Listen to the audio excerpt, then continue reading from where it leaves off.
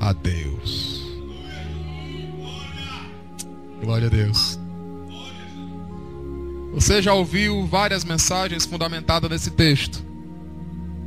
Conhece muito bem o texto. Não vou me deter aqui falando sobre a cidade. Ficava aproximadamente 25 quilômetros de distância de Jerusalém. Todo judeu, quando ia do norte ou do centro da região para Jerusalém, para adorar, que ficava ao sul, tinha que passar por Jericó, que era o caminho. Era inevitável passar por Jericó. Conforme Lucas relata, Jesus está próximo dos últimos momentos da sua vida. Ele vai ser morto, crucificado em Jerusalém. Ele está indo para Jerusalém. E se está em ordem cronológica ou não, o evangelista escreveu dessa forma. Ele está indo para Jerusalém. E perto de Jericó, conforme descreve Lucas, aproximando-se de Jericó, já estava ali, posto junto do caminho, um homem mendigando. O evangelista Marcos chama ele de Bartimeu, que era filho de Timeu. E quando Jesus vai se aproximando, aquele homem percebe um barulho diferente. Ele é cego, está acostumado com barulhos, com movimentos, não tem a visão, mas tem os outros sentidos. Ele ouve, ele pensa, ele toca, tem o paladar, tem o olfato. Não tem a visão, e ele percebe. Mas naquele momento ele percebe um movimento diferente. E ele pergunta: o que é isso? O que é isso? O original no grego dá a ideia de que ele perguntou várias vezes, insistentemente, até alguém responder. E disseram: Jesus o Nazareno está passando. Jesus o Nazareno está passando. Isso aqui para ele foi como que uma chave. Jesus o Nazareno. Porque Jesus era conhecido como Nazareno, que pregava, que restaurava a vista aos cegos, que trazia da morte aqueles que haviam passado para lá e trazia para a vida novamente, restaurava leprosos, havia já por algum tempo atrás trazido o filho da viúva de Naim, que ficava próximo à cidade de Nazaré, e isso se alastrou. Diversos milagres Jesus já tinha feito, e os textos dizem que ele não podia entrar publicamente nas cidades porque as multidões iam encontrá-lo. E agora dizem para aquele homem cego: Jesus o Nazareno está passando. Passou como que, acredito, um filme na mente dele. Os milagres de Jesus, os feitos de Jesus, que ele tomou conhecimento porque a notícia se espalhou.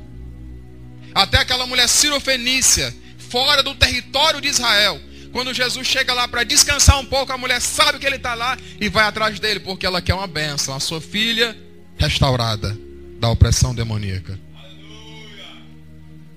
Foi como que uma chave. Jesus o Nazareno está passando.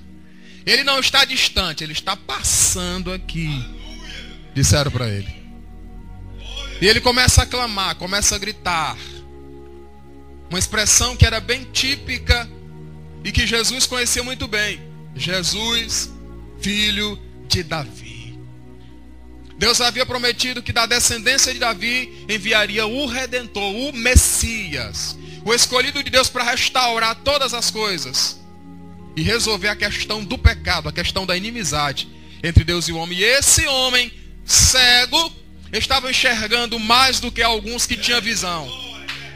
Enquanto alguns que tinham visão física estavam perto de Jesus, até tocando nele, vendo os seus milagres, ouvindo os seus discursos, não acreditavam nele, porque as escrituras não escondem isso. Muita gente não acreditou em Jesus. No entanto, aquele homem cego fisicamente estava enxergando muito bem que Jesus é o Cristo, o Filho de Deus. E ele clama.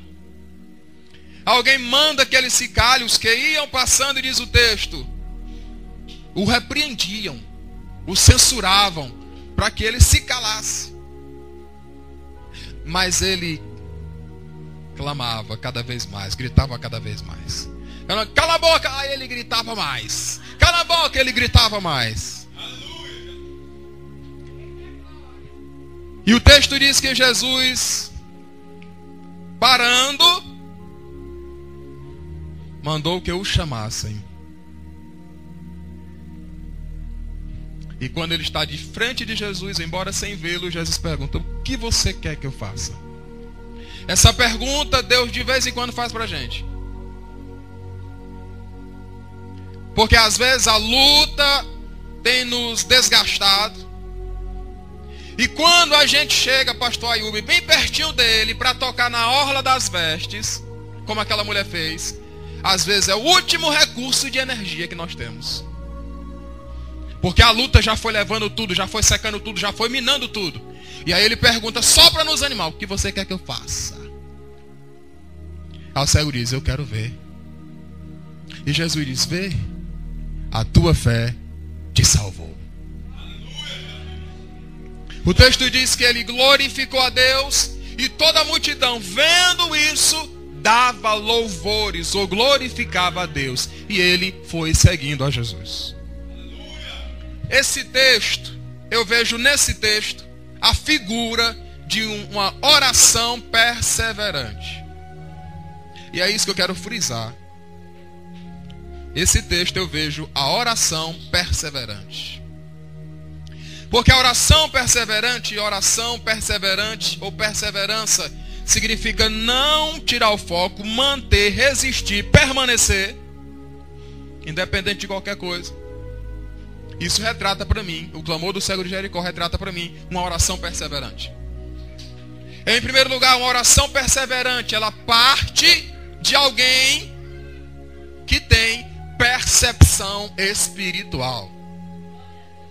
A oração perseverante, ela parte de alguém que tem percepção espiritual. Aquele homem não tinha visão física, mas ele percebeu que o movimento que estava acontecendo ali era diferente. Aquele que clama a Deus, e que o seu clamor é para Deus, e ele persevera nesse clamor, ele não desiste, porque ele sabe que o ambiente em sua volta está diferente. Ele percebe a presença de Deus. E aí, quando Deus está presente, a gente não pode perder a oportunidade. E eu tenho certeza que Jesus está presente conosco nesta noite. A sua palavra diz: onde estiverem no mínimo dois ou três reunidos em meu nome, aí estarei eu no meio deles. Nós não estamos aqui brincando. Nós estamos cultuando o Deus vivo. E Jesus, que é fiel, está entre nós. Nós podemos lançar sobre Ele todas as nossas ansiedades, todas as nossas inquietudes, todas as nossas fragilidades. Porque Ele conhece muito bem. Pedro diz, lançando sobre Ele toda a vossa ansiedade, porque Ele tem cuidado de vós. Ele percebe. O clamor perseverante, ele parte de alguém que tem percepção espiritual. Alguém que não tem a percepção que você tem, não clama ao Senhor, não recorre a Ele, não entrega os seus cuidados a Ele, porque não tem a percepção que você tem. As igrejas, eu pude perceber isso mais uma vez, domingo de manhã.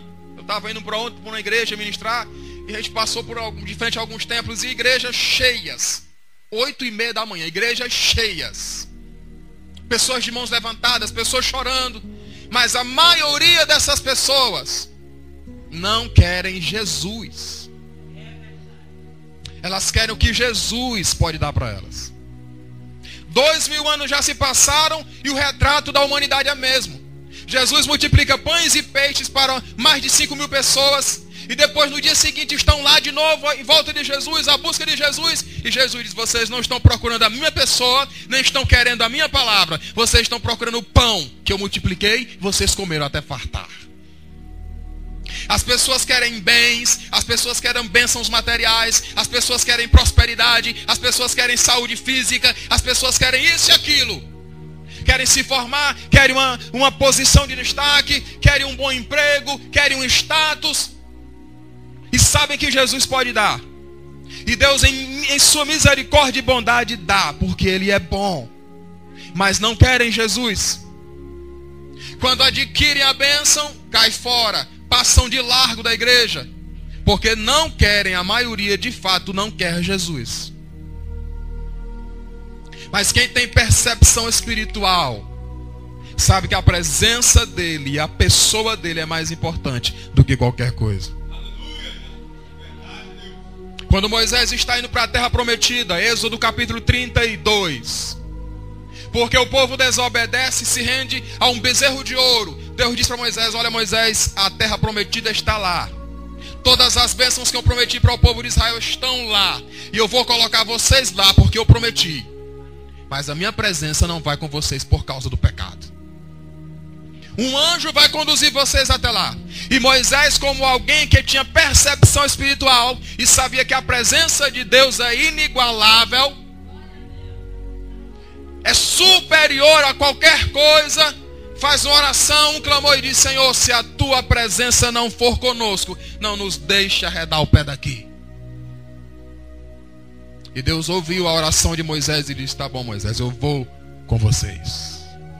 Porque Moisés entendeu que a presença de Deus é mais importante do que qualquer coisa. Tem gente atrás de tantas coisas e vai perder a sua alma. Jesus diz: olha, é melhor entrar na vida com um só dos olhos do que tendo os dois olhos seres lançados no inferno. É melhor entrar na vida com uma só perna do que com as duas serem lançadas no inferno. O que Jesus está dizendo através desses textos, dessas afirmações, é que as pessoas estão preocupadas com coisas de segundo plano. Estão esquecendo a sua prioridade, que é a salvação da sua alma, a vida eterna. E quando nós nos pomos diante de Deus para fazer a vontade dEle, e o buscamos em primeiro lugar, Mateus capítulo 6, versículo 33, Ele dá as demais coisas. Já foi dito aqui nessa noite: primeiro Deus, o restante Ele cuida. Porque é assim que funciona o princípio. Tem gente que não vem à igreja, não vem cultuar, não vem adorar, preocupado com a situação, preocupado com fulano, achando que a sua presença lá vai dar conta do negócio, vai resolver. Não resolve. O que resolve é a presença de Deus. E quando buscamos, podemos estar em qualquer lugar, e aonde não conseguiremos entrar fisicamente, a presença de Deus está aqui e está lá. Enquanto eu adoro, Ele resolve. Enquanto eu adoro, Ele trabalha em meu favor. Isaías 64, 4.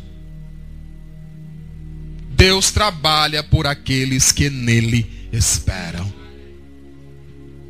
Tem gente se esforçando à toa, pastor Hugo. Aqueles que esperam em Deus, Isaías 64, 4. Deus trabalha por eles. Tem gente querendo fazer o trabalho de Deus, está se cansando, as forças estão se esvaindo. E se não for misericórdia de Deus, Ele vai também.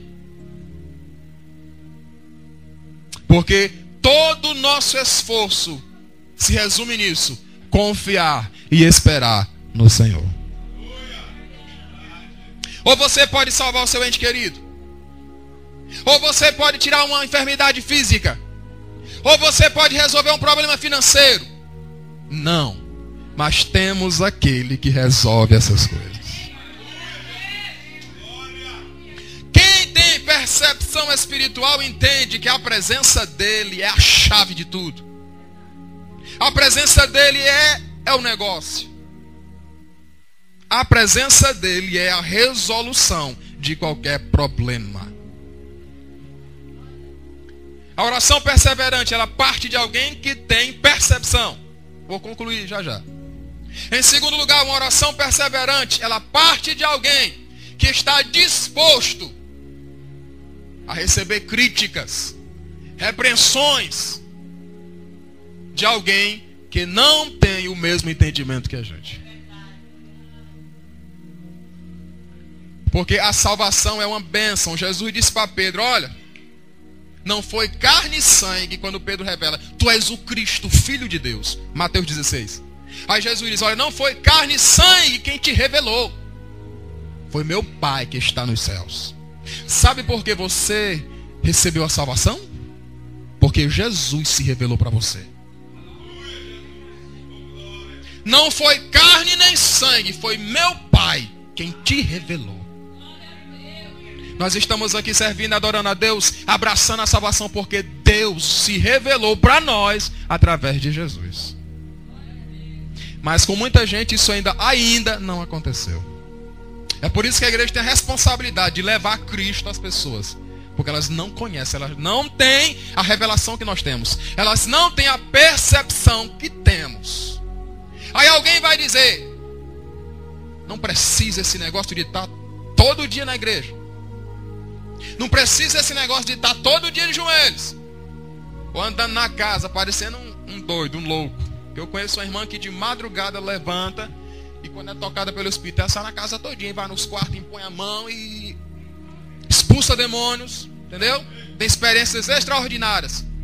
O mundo espiritual é real, como o mundo físico é real. Tem gente que acha que não, porque não tem a percepção que nós temos. Mas deixa as críticas vir. Porque o maior incomodado com as orações, com o clamor da igreja e dos filhos de Deus é o diabo. O diabo não está tanto preocupado com alguém que tem apenas, é crente apenas nominalmente falando. Eu faço parte de uma igreja, ou eu fui batizado, ou eu frequento. Mas ele está preocupado sim com alguém que dobra os joelhos diariamente na presença do Senhor. Ali se estabelece uma guerra naquele momento, quando você se ajoelha, ou quando você mesmo de pé, em qualquer posição, entra em atitude de oração. Ali se estabelece uma guerra. Os anjos de Deus estão lá, se aproximam. O Espírito Santo também, mas o diabo também. Eu sei que os irmãos e irmãs aqui, o pastor Ayub já teve essa experiência. Quando você firma um propósito de oração, meu Deus, parece que desaba tudo. Tudo foi reservado de errado para acontecer naquele momento, naquele dia. Porque o diabo é o maior incomodado com as orações e com os clamores dos crentes. Porque ele sabe, mais do que qualquer um de nós, que tem efeito. Tiago capítulo 5, versículo 16. A oração feita por um justo pode muito em seus efeitos.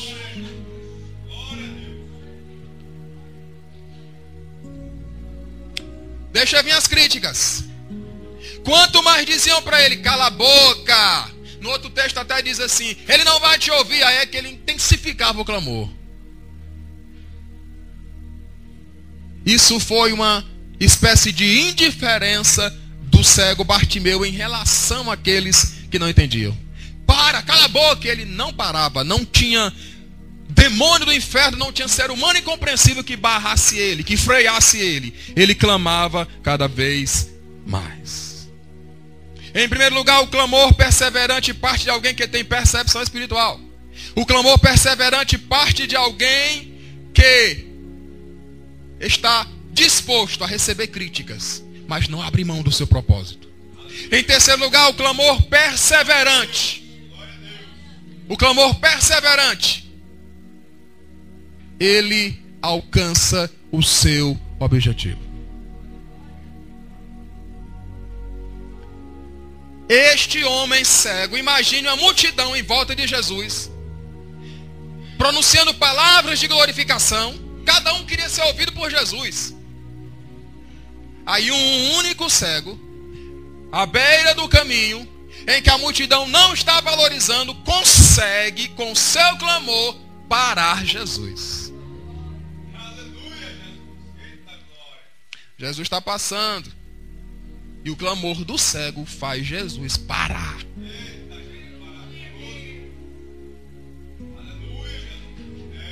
Glória a Deus. Olha o que o Espírito Santo está falando.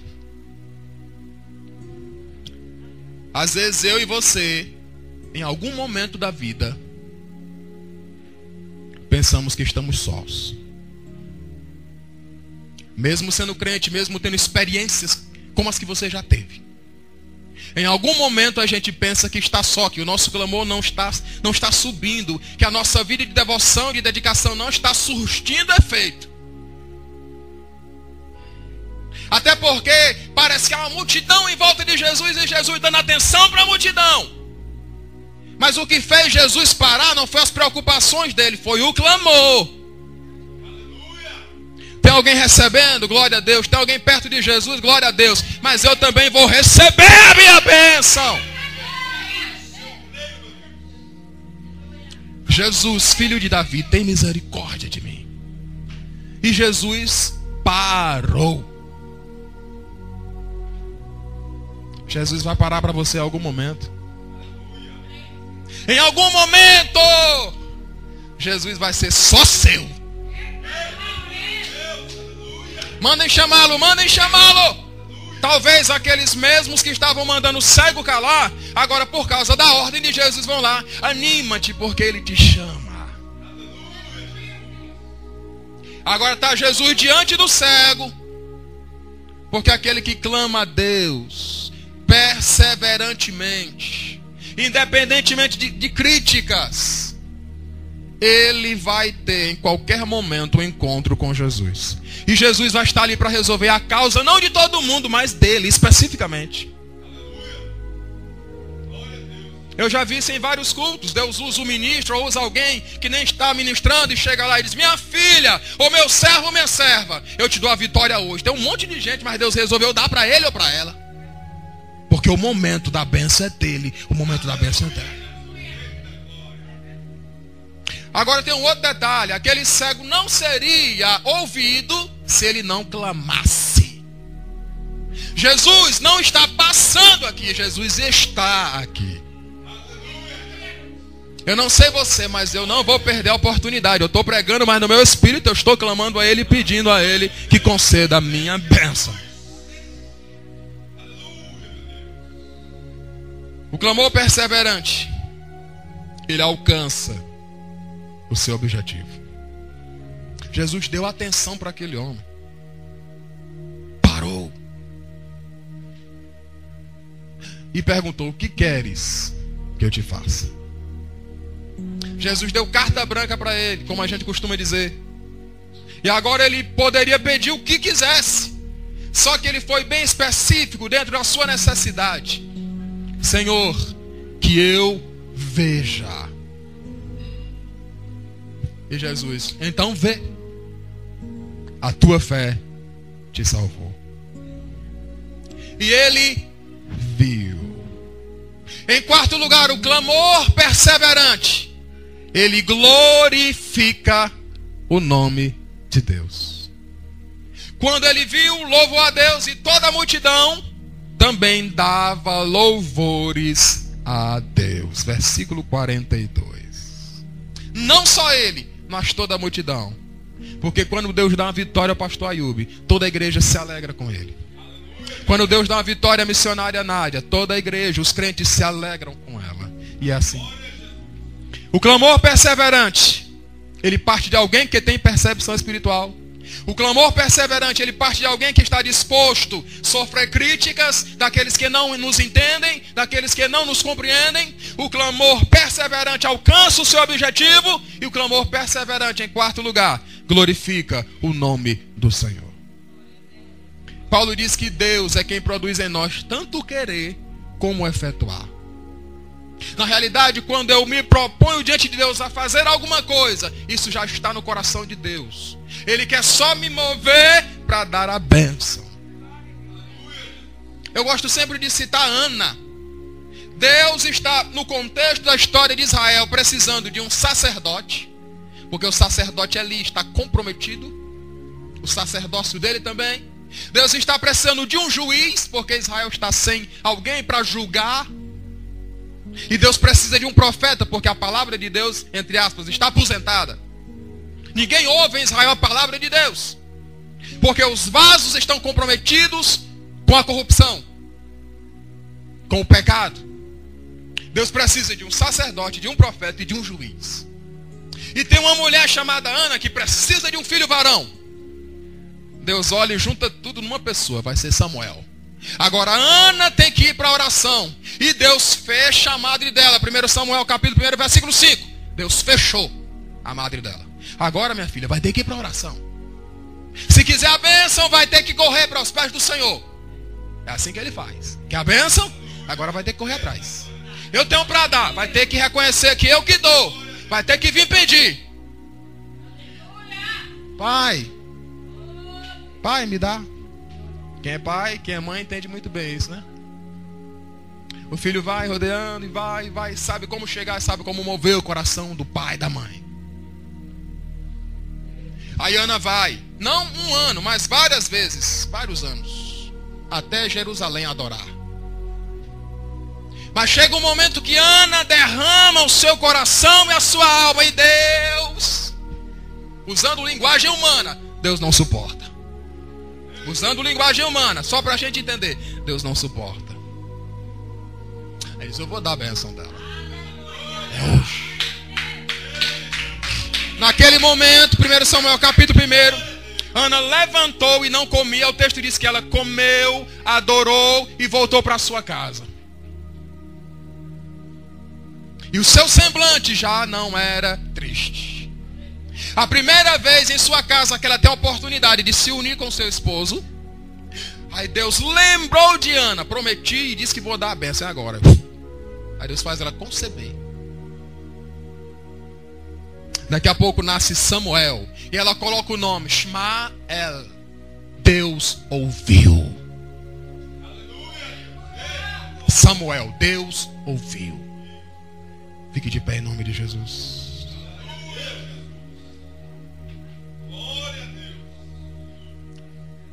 Irmãos, irmãs, Deus, ele tem todo o poder. Ele fecha e abre. Ele humilha e exalta. Enriquece e empobrece. Está tudo na Bíblia. 1 Samuel capítulo 2, oração de Ana. Até da estéril ele faz, se ele quiser, ela se tornar alegre mãe de filhos. O poder está nas mãos de Deus. Nós vamos orar.